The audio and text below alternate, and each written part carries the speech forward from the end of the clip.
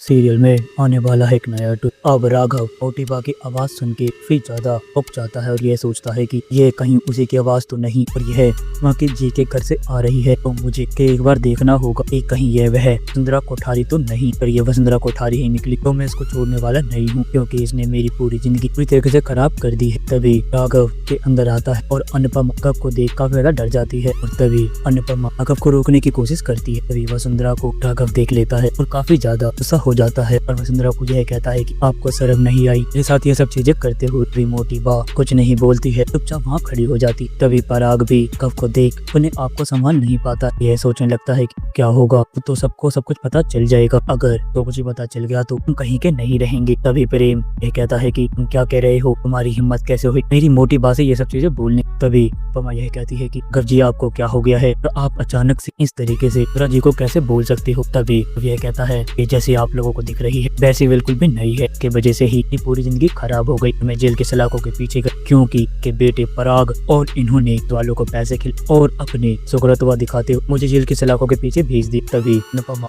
चौंक जाती है, यह सोचने लगती है आखिरकार ऐसा कैसे हो सकता। तभी अनुपमा टिबा की ओर देखती है, यह कहती है कि अगर जी क्या कह रहे हैं सुंदरा जी, क्या आप बता सकती। तभी पराग यह कहता है किसी की बातों पे भरोसा कर लेती हो अनुपमा जी, आपको एक बात पता होनी चाहिए, किसी भी ऐरे गैरों के बातों पे भरोसा नहीं करना चाहिए। तभी प्रेम यह बोलता है कि आपको इतनी ज्यादा क्यों मच रही है और मोटिबा ये राघव जी क्या कह रहे हैं, आपने सही में के साथ यह किया है। मोटिबा कुछ नहीं कहती। राघव यह कहता है कि ये क्या बताएंगे, आपको तो सच मैं बताऊंगा। इस तरीके से इन्होंने मेरी जिंदगी नर्क करके धर दी, को एक मुजरिम साबित कर दी। मैं हमेशा हमेशा के लिए जेल के सलाखों के पीछे गए, जब मैं ये सजा काट के भी आया हूँ मुझे कोई अच्छा नहीं मानता। तभी माँ ये कहती है कि वसुंधरा जी आपने मैं राघव के साथ ये सब चीजें की है, आप कभी भी के लायक नहीं होगी। अगर आप सब चीजें करती हो, आपको थोड़ी सी भी शर्म नहीं आई चीजें करते हो, कम से कम किसी के बारे में सोच तो सकते थे, आपने बिल्कुल भी सोचने की नहीं सोची, पर आपने तो अपने पैसों का गलत फायदा उठाया। तभी वह यह कहता है कि लोगों के पास दिल ही नहीं है, पर ये मुझे बारे में थोड़ा भी सोचते ऐसा नहीं करते। लोगों की वजह से ही अपनी पूरी जिंदगी खराब करके धर ली और मैंने जो सोचा था मैं इज्जत की जिंदगी जीऊंगा, पर मैं नहीं जी पाया। बस इनके वजह से इन्होंने अपने पैसों का रुतबा इस तरीके से दिखाया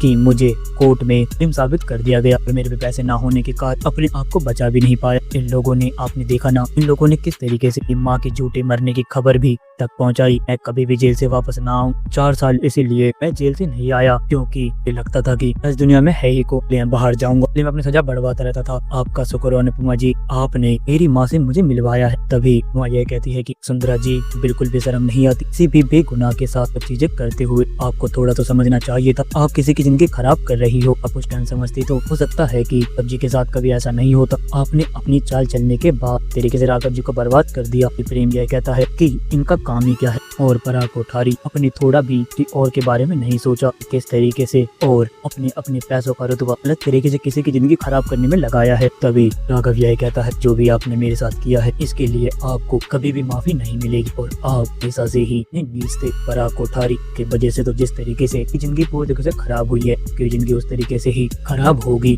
और आप ऐसा हमेशा के लिए तरसोगे। चीज आपको बहुत ज्यादा प्यारी है। हाँ दोस्तों, क्या होगा आने वाले एपिसोड में, आप अपनी कमेंट बॉक्स में राय हमें जरूर बताएं। अगर आपको यह वीडियो पसंद आई हो तो आप इस वीडियो को लाइक करिए, हमारे चैनल को सब्सक्राइब करना ना भूलें। आपसे अगली वीडियो में, जब तक के लिए राधे राधे, जय श्री राम।